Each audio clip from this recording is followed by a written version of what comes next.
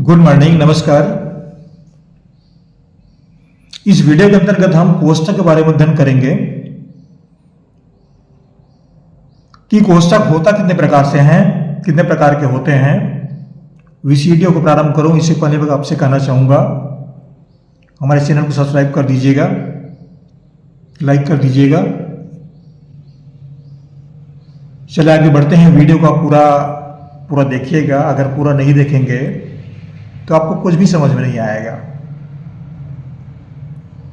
तो ये आप ध्यान रखिएगा, ये गणित का वीडियो है। गणित के वीडियो को जब भी देखते हैं तो आप पूरा देखिए। थोड़ा सा भाग देखने से कोई लाभ नहीं है, कुछ भी नहीं है। तो पूरा देखिएगा। कोष्ठक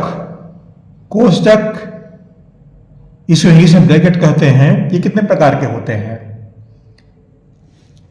चलिए इसके बारे में अध्ययन करते हैं। तो पहला कोष्ठक होता है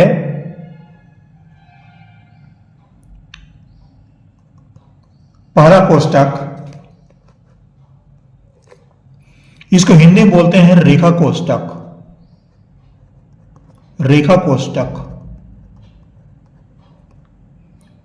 या इसको बार भी कहते हैं। इसका संकेत क्या है? कोई भी संख्या दी गई रहती है तो उसके ऊपर में लिख दिया जाता है। एक ऐसा लकीर बना दिया जाता है, छोटी सी रेखा बना दिया जाता है। ये इसका संकेत है। दूसरा आते हैं छोटा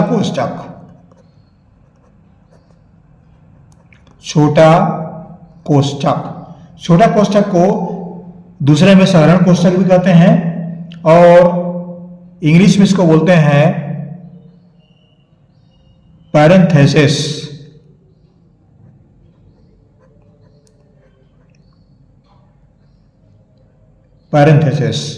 इसका संकेत क्या है? ये इसका संकेत है। इस तरह आप देखे होंगे, गणित पढ़ते होंगे तो कुछ अंकों को इस तरह से दो कोष्ठक के अंतर्गत बांध दिया जाता है, लिख दिया जाता है। तो ये जो इस प्रकार के जो चिन्ह बने रहते हैं वो छोटा कोष्ठक का उदाहरण है। अब तीसरा आता है सर्पाकार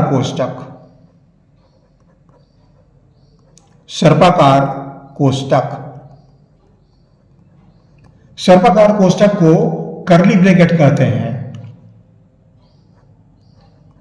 CURLY कर्ली ब्रैकेट। ये सर्पाकार कोष्ठक को दूसरा नाम धनु कोष्ठक भी बोलते हैं या मंझला कोष्ठक भी बोलते हैं। और इसका जो संकेत है वह इस तरह से बना रहता है। अगर इस तरह के चिन्ह बने हुए हैं तो समझ जाइए ये सर्पाकार कोष्ठक है। चौथा कोष्ठक जो आता है उसको बोलते हैं बड़ा कोष्ठक।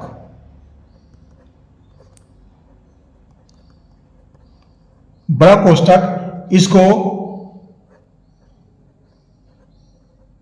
ब्रैकेट से व्यक्त किया जाता है और इसका जो चिन्ह है, संकेत है, वह कुछ इस तरह से रहता है। इस तरह से चार कोष्ठक होते हैं। अगर चारों कोष्ठक दिए गए हैं तो ये क्रम से आते हैं, क्रम बदलना नहीं है।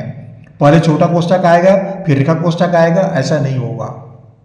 या सर्पाकार कोष्ठक लेंगे फिर रेखा कोष्ठक लेंगे, ऐसा नहीं होगा। पहले रेखा कोष्ठक हल करेंगे, फिर छोटा कोष्ठक हल करेंगे, फिर सर्पाकार कोष्ठक हल करेंगे, फिर बड़े कोष्ठक को हल करेंगे। ये चारों क्रम से आते हैं। ये इसके संकेत है, संकेत को याद रखना आवश्यक है।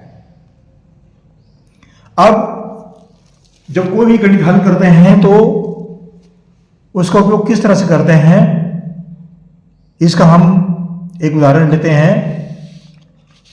ये इसका एक उदाहरण है। इस उदाहरण में देखिए बड़ा कोष्ठक भी प्रयोग है, सर्पाकार कोष्ठक का भी प्रयोग है, छोटा कोष्ठक भी है और रेखा कोष्ठक भी है। चलिए आगे हल करते हैं। अब देखिए हमें सबसे पहले काम क्या करना है? रेखा कोष्ठक को हल करना है। तो पूरी संख्याओं को जैसे तैसे लिखे और यहां पर आ जाइए। 7 ऋण सर्पाकार कोष्ठक, 13 ऋण 2 छोटा कोष्टक 4। अब देखिए यहां पर इसको हल करेंगे, ये बार है, रेखा कोष्टक है, तो 4 में से 2 को घटा देंगे तो रेखा कोष्टक हल हो जाएगा और चिन्ह हट जाएगा।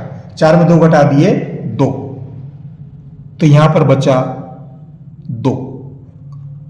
ये सर्पाकार कोष्टक बना दिए और ये बड़ा कोष्टक भी बना दिए।